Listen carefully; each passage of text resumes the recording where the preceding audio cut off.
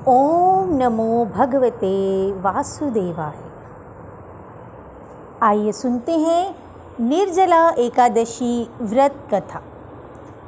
भीमसेन व्यास जी से कहने लगे कि हे पितामह, भ्राता युधिष्ठिर, माता कुंती, द्रौपदी, अर्जुन, नकुल और सहदेव आदि सब एकादशी का व्रत करने को कहते हैं, परंतु महाराज मैं उनसे कहता हूँ कि भाई, मैं भगवान की शक्ति पूजा आदि तो कर सकता हूँ, दान भी दे सकता हूँ, परंतु भोजन के बिना नहीं रह सकता। इस पर व्यास जी कहने लगे कि हे भीमसेन, यदि तुम नरक को बुरा और स्वर्ग को अच्छा समझते हो तो प्रति मास की दोनों एकादशियों को अन्न मत खाया करो। भीम कहने लगे, हे पितामह, मैं तो पहले ही कह चुका हूँ कि मैं भूख सहन नहीं कर सकता। यदि वर्ष भर में कोई एक ही व्रत हो तो मैं वह रख सकता हूँ, क्योंकि मेरे पेट में वृक नाम वाली अग्नि है, सो मैं भोजन किए बिना नहीं रह सकता। भोजन करने से ही वह शांत रहती है, इसीलिए पूरा उपवास तो क्या, एक समय भी बिना भोजन किए रहना मेरे लिए बहुत कठिन है।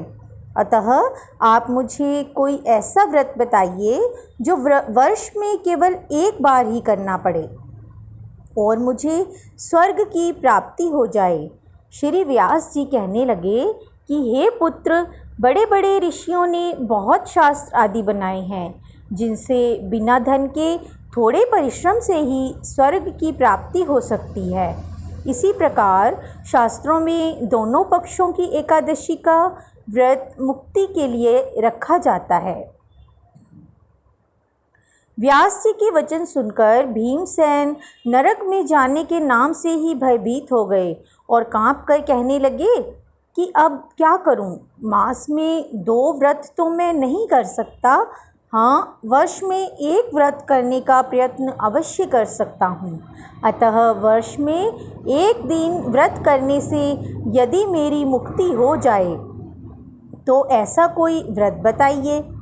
यह सुनकर व्यास जी कहने लगे कि वृषभ और मिथुन की संक्रांति के बीच ज्येष्ठ मास के शुक्ल पक्ष की जो एकादशी आती है उसका नाम निर्जला है।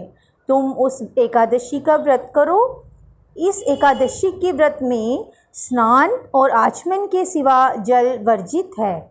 आचमन में 6 मासे से अधिक जल नहीं होना चाहिए, अन्यथा वह मद्यपान के सदृश हो जाता है। इस दिन भोजन नहीं करना चाहिए, क्योंकि भोजन करने से व्रत नष्ट हो जाता है।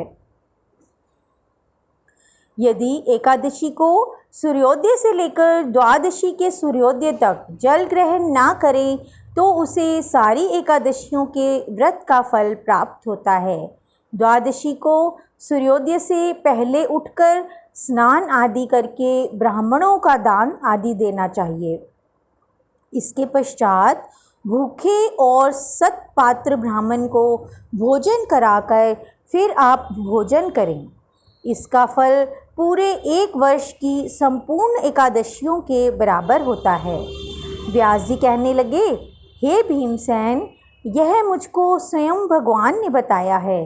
इस एकादशी का पुण्य समस्त तीर्थों और दानों से अधिक है। केवल एक दिन मनुष्य निर्जल रहने से पापों से मुक्त हो जाता है।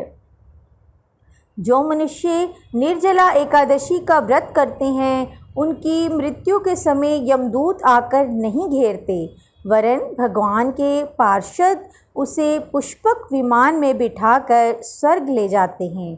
अतः संसार में सबसे श्रेष्ठ निर्जला एकादशी का व्रत है। इसीलिए यत्न के साथ इस व्रत को करना चाहिए।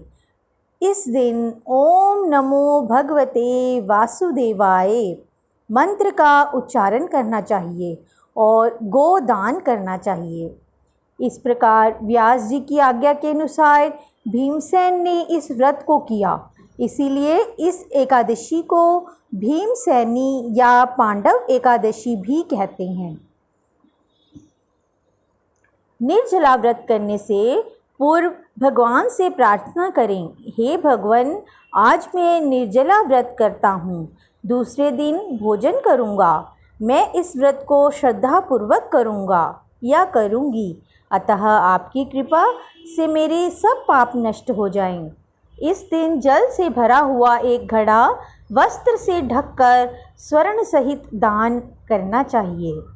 जो मनुष्य इस व्रत को करते हैं उनको करोड़ पल सोने के दान का फल मिलता है, और जो इस दिन यज्ञ आदि करते हैं उनके फल का तो वर्णन ही नहीं किया जा सकता। इस एकादशी के व्रत से मनुष्य विष्णु लोक को प्राप्त होता है। जो मनुष्य इस दिन अन्न खाते हैं वे चंडाल के समान हैं, वे अंत में नरक में जाते हैं। जिसने निर्जला एकादशी का व्रत किया है वह चाहे ब्रह्म हत्यारा हो, मद्यपान करता हो, चोरी की हो या गुरु के साथ द्वेष किया हो, मगर इस व्रत के प्रभाव से स्वर्ग को जाता है। हे कुंती पुत्र, जो पुरुष या स्त्री श्रद्धापूर्वक इस व्रत को करते हैं उन्हें अग्रलिखित कर्म अवश्य करने चाहिए। प्रथम भगवान का पूजन, फिर गोदान, ब्राह्मणों को मिष्ठान व दक्षिणा अवश्य देनी चाहिए तथा जल से भरे कलश का दान अवश्य करना चाहिए। निर्जला के दिन अन्न, वस्त्र, जूते आदि का दान भी अवश्य करना चाहिए। तो यह थी निर्जला एकादशी व्रत की कथा।